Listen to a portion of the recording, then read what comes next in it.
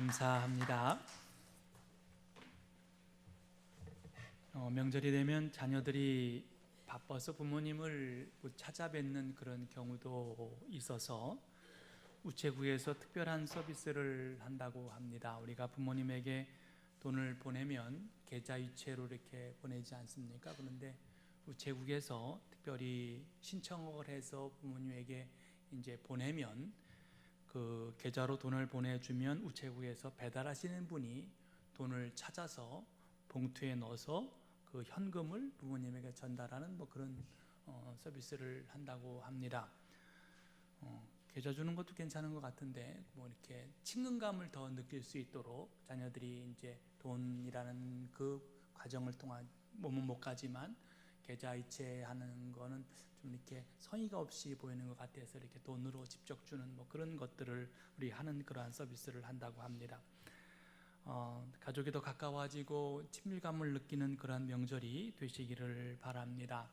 무슨 말씀을 준비할까 여러 가지 생각해 보다가 모이면 제일 많이 하는 것이 이야기를 제일 많이 하는 것 같아요. 그래서 어떤 그 며느리는 명절이 오기 전 한 주가 전에 되면 머리가 아프기 시작을 한다고 합니다. 이제 부담스러운 거지요. 시부모 이렇게 얘기하면 되는지 아닌지 모르겠지만 시자라는 게 이제 굉장히 어려운 그런 부분도 있고 친정은 또 다른 문제겠지만 그래서 오늘 그 마음의 말을 좀 나눠보면 어떨까라는 그런 생각을 해서 말씀을 준비했습니다. 마음속에 하는 말을 조심하라라는 그런 경언이 있습니다. 누가 듣지도 않지요. 물론 마음속에 하는 말이 얼굴로 나타나기도 합니다만은 그 누가 듣지 않는 말을 왜 조심하라고 할까?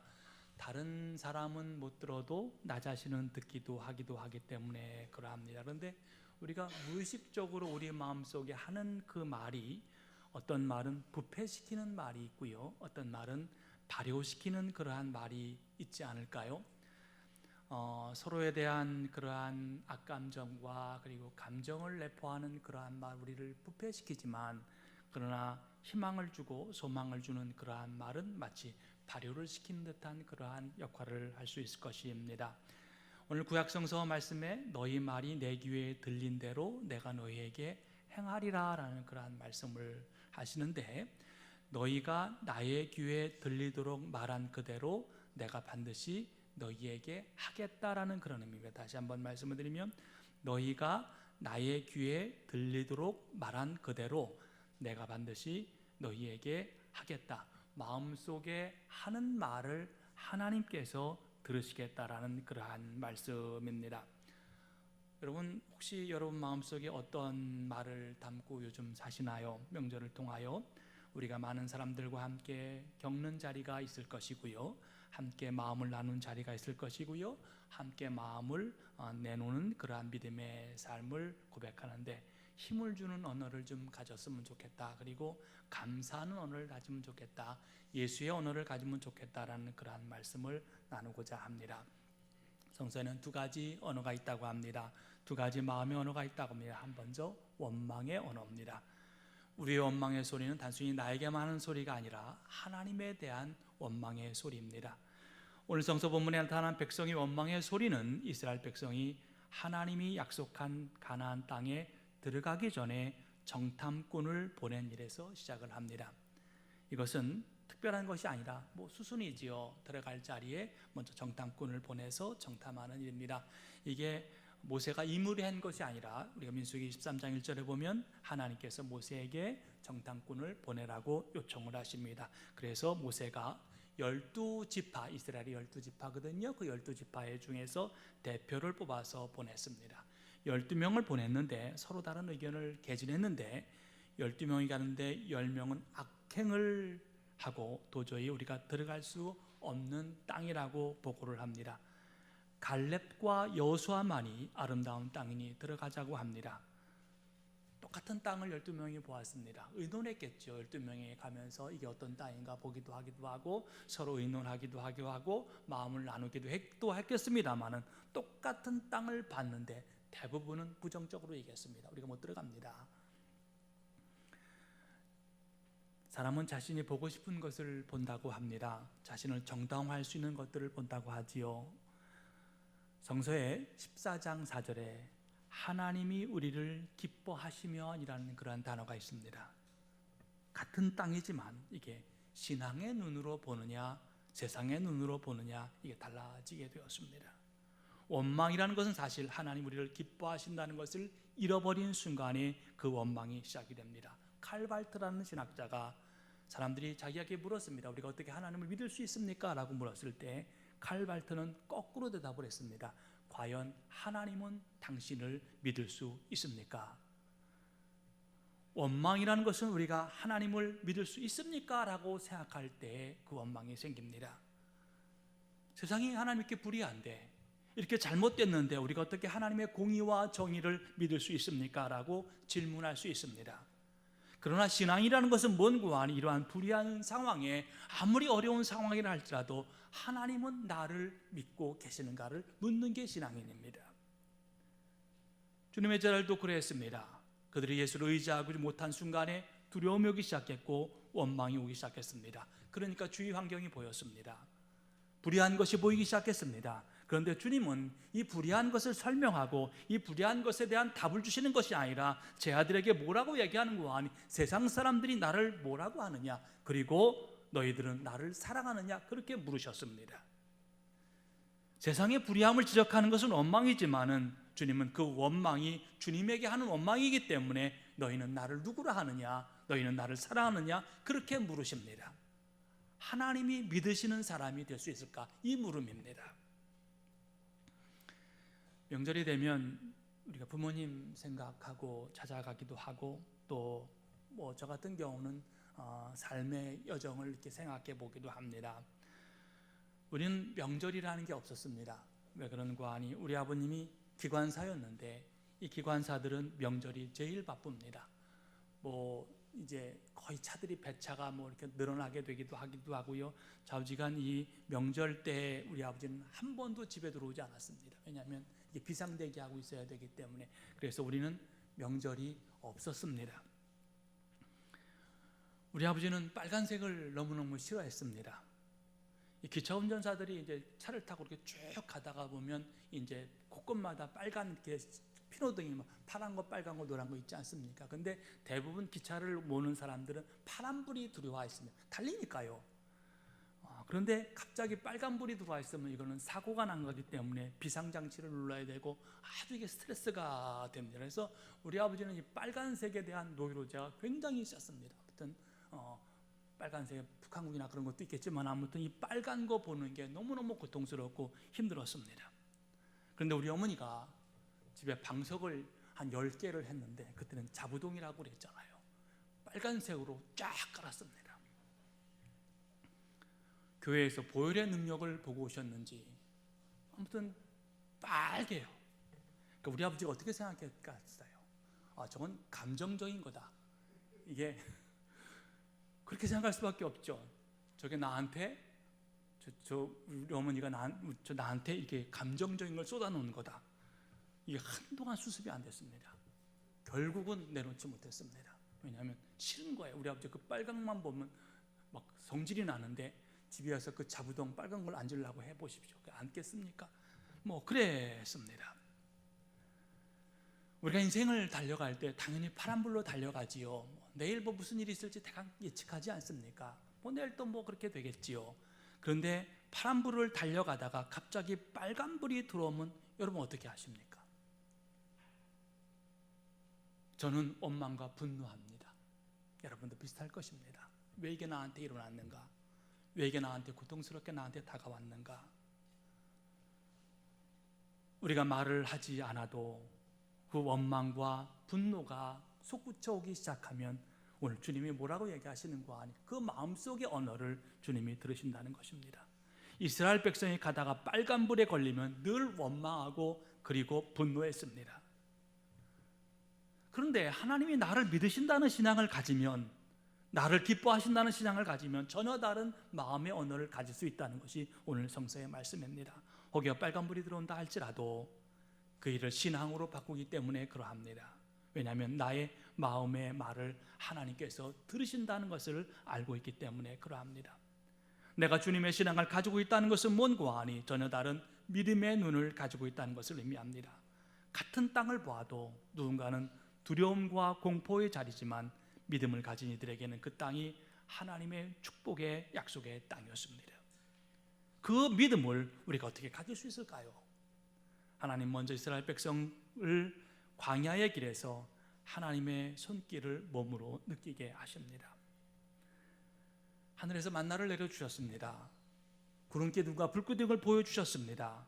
먹을 수 있게 하셨고요, 갈 수 있게 하셨습니다. 그 손길을 느끼게 하셨습니다. 하나님은 저 멀리 계신 하나님이 아니라 우리 한가운데 계셔서 우리의 손을 만지시고 우리의 가슴을 만지시고 우리의 몸을 만지신 하나님이십니다. 이것이 그들이 경험한 가나안 땅의 길이었습니다.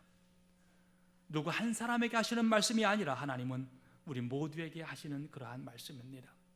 원망의 순간에, 불평과 원망의 순간에는 이스라엘 백성은 모세에게 뭐라고 얘기하는가 하니 당신의 하나님에게 물어보십시오 얘기합니다. 여러분이 저한테 와서 목사님에게 하나님에게 얘기 좀 해보십시오라고 얘기하면 이게 신앙이 아니잖아요.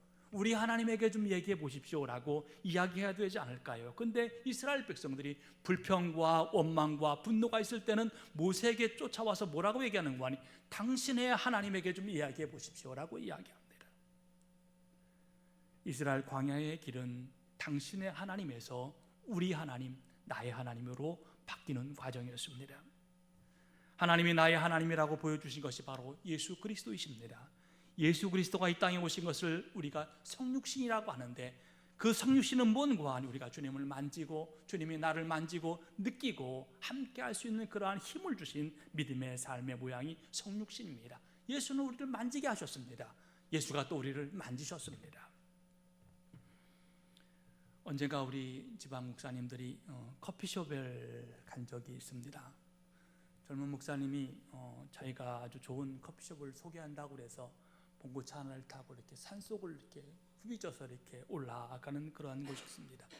굉장히 구석진 그런 곳인데 이런 곳에 커피숍이 있을 수 있나라는 그런 생각을 했습니다. 당연히 우리만 있죠. 우리 한 대여섯 명 이렇게 목사님들이 가서 차를 마셔서 우리만 이렇게 앉아 있는데 한 40대 중반쯤 됐나요? 남자 여자 둘이서 이렇게 들어왔습니다. 그러니까 눈에 딱 띄지 않을까요? 이렇게 보여서 저분들은 저런 산속에 어떻게 이렇게 들어왔나라고 이렇게 볼 수 있겠지요. 사람이 없으니까요. 그 사람들은 틀림없이 부부입니다. 왜 그런 거 하니? 둘이 앉아 있는데 1시간 동안 한마디도 하지 아니하고 서로 핸드폰을 봅니다. 부부가 아니면 그런 짓을 할 수가 없습니다. 부부예요.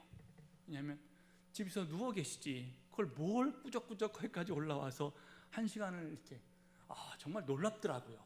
한마디도 서로 안 해요. 벙어리인 줄 알았어요. 근데 벙어리는 아닌 것 같아요. 왜 그럴까 생각해보면 우리도 그렇잖아요. 똑같은 마음인데 늘 느끼는 것은 뭔가 하니 당연하기 때문에 그러합니다. 자녀에게도 고마움을 못 느끼고 부모에도 고마움을 못 느낀 것은 당연히 그 자리에 있기 때문에 그런 거 아닐까요? 성서는 이것을 감사의 문제라고 이야기합니다. 이스라엘에게 만나줬을 때 그들은 너무너무 감격했습니다. 시간이 가니까 당연한 겁니다. 하늘의 불기둥과 구름기둥도 하나님께서 놀라운 영광의 인도하심이지만 나중에는 당연한 겁니다. 거기 있어야 되기 때문에 그러합니다. 당연히 거기 있어야 됩니다. 그래서 그것이 불평과 불만을 만들어 갑니다. 절기가 뭘까요? 절기는 하나님의 손길을 다시 느끼게 하는 것입니다. 늘 평범한 것들이라고 생각한 것이 얼마나 감사한 것인지, 혹시 우리의 인생에 빨간불이 들어와도 갑자기 서야 하는 순간에도 하나님이 우리가 달려온 길이 얼마나 소중하고 감사한 길인지를 깨닫게 하는 신호가 절기였었습니다. 명절도 그런 절기 아닙니까? 서로 열심히 살다가 빨간불이 들어오기도 했고요, 파란불이 들어오기도 했고요, 달려오기도 했지만은 그러나 하나님께서 도우시고 인도하여 주셔서 우리의 가정이 있게 하셨고 지금까지 예수 믿게 하셨습니다 라는 그러한 믿음의 감사의 절기가 사실 명절 아닐까요? 너희 말이 내 귀에 들린 대로 내가 너희에게 행하리라. 하셨습니다. 내가 마음속에 하는 말처럼 될 것이라는 말씀입니다. 다른 사람들은 그 말을 듣지 못해도 나 자신이 듣고 하나님이 듣고 계십니다. 여러분, 요즘 여러분 마음속에 어떤 말을 하고 계신가요? 어떤 사람은 나는 망해서 헬조선이야, 이게 왜 이렇게 살아야 돼, 이런 이야기를 하고 살아가는 사람들을 보면 그 생이 그렇게 살아가진 않을까요? 그러나 모든 게 잘 될 거야, 모든 게 잘 될 수 있을 거야, 그리고 만사가 잘 될 거야, 하나님이 지키시기 때문에 우리가 잘 될 거야 라고 생각하고 그렇게 살아간다면 하나님께서 섭렵하여 선을 이루게 하시지 않을까요? 내 마음속에 어떤 단어를 가지고 있는지에 따라서 내 마음이 부패되기도 하기도 하고요, 내 마음이 발효되기도 합니다. 그리스도는 발효되어야 되지 않을까요? 시간이 지나가다 똑같은 현상이지만 어떤 요소가 작용하에 따라서 해로운 것이 되기도 하고 이로운 것이 되기도 합니다. 하나님이 나를 기뻐하게 하십시오, 내 속에 새로운 언어를 주십시오, 그리고 하나님의 언어를 내 속에 주십시오. 사도 바울이 이 문제를 한 걸음 더 나가서 뭐라고 얘기하는 거니?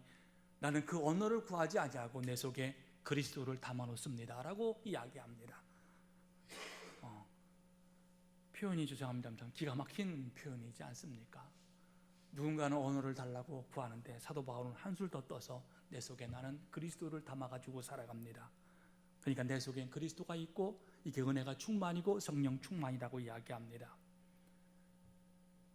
우리가 명절이 되면 주님이 나를 믿는 그러한 시간이 되시고 또 주님이 나를, 우리 가정을 믿는 시간이 되시기를 바랍니다. 다음으로 우리가 마음에 하나님을 기쁘게 하는 같은 언어지만 같은 길이지만 다른 길을 가는 성도입니다. 주님은요 자신을 구원의 길이라고 하셨습니다. 가다가 보니 어떻게 그 길이 된 게 아니고요, 처음부터 주님은 길이다 하셨습니다. 그런데 그 길을 모르는 사람이 예수님 보고 겁박을 하면서 이런 길도 있고 저런 길도 있지 않냐라고 얘기합니다. 그런데 주님은 흔들리지 아니하고 한마디만 계속하셨는데 그게 뭔고 하니 내가 구원의 길이다라고 말씀하셨습니다. 예수 그리스도만이 우리는 구원자심을 믿습니다. 우리도 그 길을 가는 겁니다. 어느 책을 보니까 꿀을 한 티스푼 얻기 위하여서 벌이 꽃을 4,200번을 완복해야 된다고 하네요. 그래야 꿀을 그만큼 얻는데요. 만약에 벌이 가만히 앉아서 몇 번 왔다 갔다 하고 계산만 하고 앉아있고 그러면 꿀을 얻을 수 없지 않겠어요?